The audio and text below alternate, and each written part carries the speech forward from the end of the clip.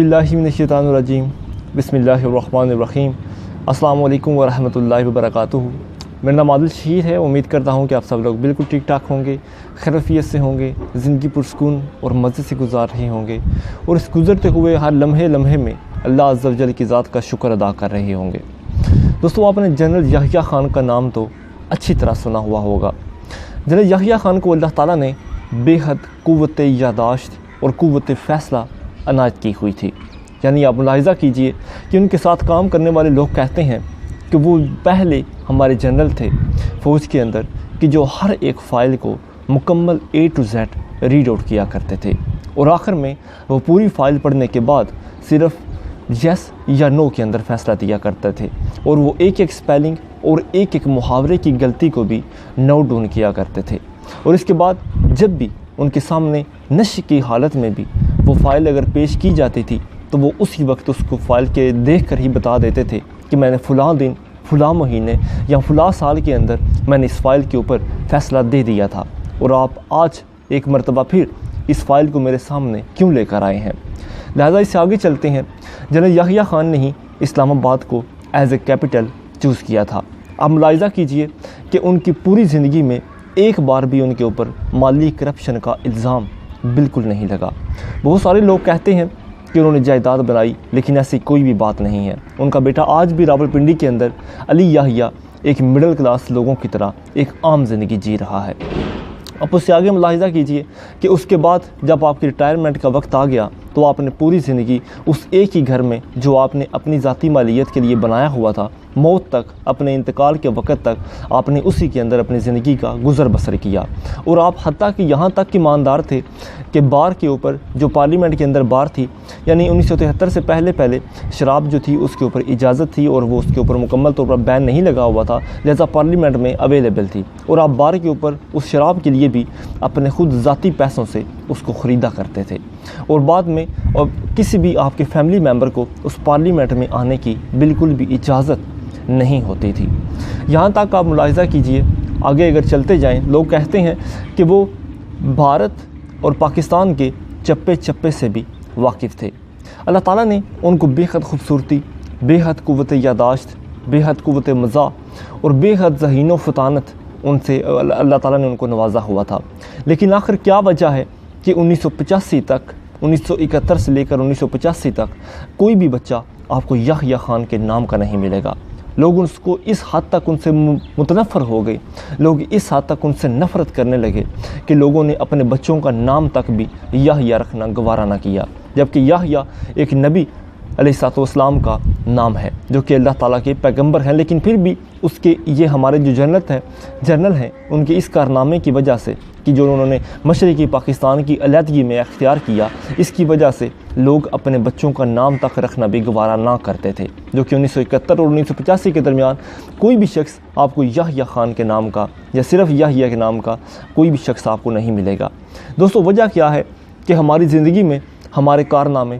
ہمارے کنٹریبیوشنز یا ہماری جابز یا ہماری ذمہ داری یہ بہت زیادہ اہمیت کی حامل ہوتی ہے، بجائے اس کے کہ آپ سادہ زندگی گزاریں۔ آپ کی قوت یادداشت بہت اچھی ہے، آپ کی قوت برداشت بہت اچھی ہے، یہ تمام چیزیں آپ کی ان تمام چیزوں میں کچھ سادگی یا کچھ اور چیزوں کا اضافہ تو کر سکتی ہیں، تھوڑا بہت کنٹریبیوشن تو کر سکتی ہیں، لیکن آپ کی اصل چیز وہی ہے جو آپ دوسروں کے لیے کچھ کر کے جاتے ہیں، جو آپ کنٹریبیوٹ کر کے جاتے ہیں، جو آپ اپنی ذمہ داری کو نبھا کر جاتے ہیں۔ آپ اس المیہ کا اندازہ لگائیے کہ 1947 سے پہلے قائد اعظم سے زیادہ ذہین، زیادہ عقل مند، زیادہ تعلیم یافتہ اور زیادہ ذہانت و فطانت اور یادداشت اور خوبصورت لوگ پائے جاتے تھے، لیکن کیا وجہ ہے کہ آج ان میں سے کسی کو بھی کوئی نام یاد نہیں، اور قائد اعظم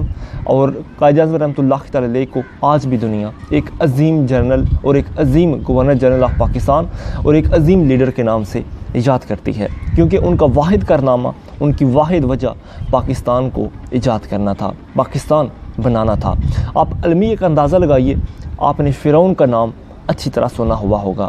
حضرت موسیٰ علیہ السلام اس کے گھر میں پلے بڑے تھے، اور آپ علیہ السلام اس کو اپنی اولاد سے بھی زیادہ پیارے تھے، لیکن آپ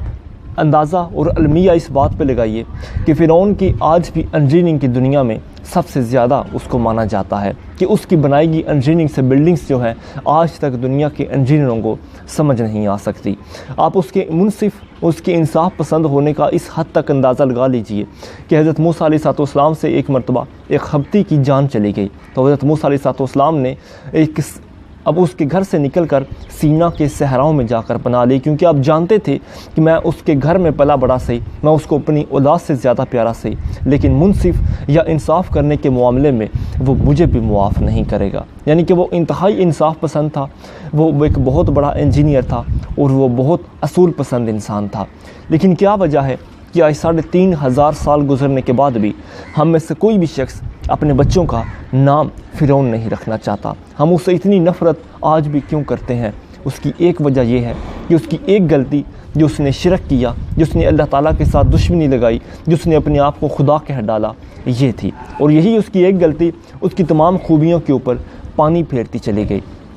یہی وجہ ہے دوستو کہ انسان پوری زندگی کیا کچھ کرتا رہے، انسان پوری زندگی کتنی ہی سادہ زندگی کیوں نہ گزارے، کتنا ہی یاداشت یا کتنی ہی برداشت وہ دوسروں کے سامنے کیوں نہ کرتا پھرے، لیکن آخر میں اگر وہ کوئی ایسی ایک غلطی بھی کر جاتا ہے کہ جس سے دوسرے اس سے متنفر ہو جاتے ہیں، تو وہ اس کی ساری سادگیاں، اس کی ایمانداری اور اس کے کنٹریبیوشن کے اوپر پانی پھیر دیا جاتا ہے، اور اس کی ایک غلطی اس کو پوری زندگی کے لیے ایک گالی کی طرح بنا دی جاتی ہے۔ آپ اندازہ لگائیے کہ آج کوئی بھی شخص، آج کوئی بھی فوجی یا کی یونٹ کا بالکل ذکر تک بھی نہیں کرتا، نہ اس کو فوج اون کرتی ہے، نہ اس کو عوام اون کرتی ہے، کیونکہ لوگ اس کو ایک گالی کی طرح سمجھتے ہیں۔ لوگ آج بھی اس کو ایک نفرت کی نگاہ سے دیکھتے ہیں، کیونکہ اس کا واحد جو اس نے کارنامہ دیا تھا وہ تھا مشرقی پاکستان کی علیحدگی تھا۔ لیکن اس کے باوجود آپ اس کی زندگی کا مطالعہ کیجئے تو وہ انتہائی سادگی پسند، انتہائی ایماندار، انتہائی قوت یاداشت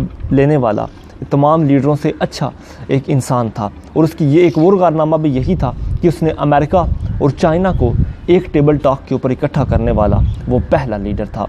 خیر آگے چلتے ہیں دوستو، زندگی میں ہمارا کنٹریبیوشن، ہمارا کام، ہماری ورکنگ ایبلٹی یا ہماری جابز یا ہماری ذمہ داری ایک بہت اہم کردار ادا کرتی ہے۔ اس کے برعکس آپ کی خوبصورتی،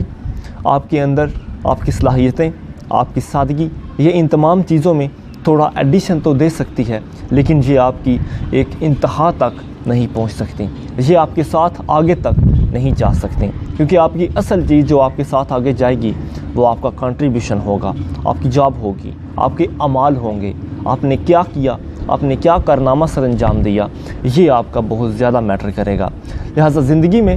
کبھی بھی ایسا کارنامہ انجام دے کر جائیے کہ جس سے لوگ آپ کو بعد میں بھی اچھے لفظوں، اچھے الفاظ یا اچھی یاداشت کے ساتھ آپ کو یاد کرنا ایک فخر سمجھیں، آپ کو یاد کرنا اپنی محبت میں اضافہ سمجھیں۔ یہی چیز ہے کہ آج بھی مہاتیر محمد یا لی کوان یو جو ہیں ان کو ویسے دنیا بالکل یاد نہ رکھتی، کیونکہ انہوں نے ملائیشیا اور سنگاپور کو ایک تیسری دنیا سے اٹھا کر پہلی دنیا میں یعنی کہ ڈیولپڈ کنٹریز کے اندر ان کا شمار کرنا شروع کر دیا ہے، اور یہی ان کا کنٹریبیوشن ہے کہ جو آج بھی لوگوں کے اندر ان کی محبت کو لیے بیٹھا ہوا ہے۔ تو دوستو میری آپ سے بھی گزارش ہے کہ زندگی میں ایسا کارنامہ انجام دیں، ایسا کنٹریبیوشن دیں، کوئی ایسی ذمہ داری اپنائیں، ایسی ذمہ داری نبھائیں کہ لوگ بعد میں بھی آپ کو یاد رکھیں۔ یہ تمام اضافی باقی خوبیاں، آپ کی خوبصورتی، آپ کی ایمانداری، آپ کی یاداشت یا آپ کی سادگی، یہ ان تمام چیزوں میں ایک تھوڑا سا اضافہ تو کر سکتی ہیں، لیکن آپ کی زندگی کا حتمی فیصلہ آپ کے اپنے ہی ہاتھ میں ہوتا ہے۔ بہت شکریہ۔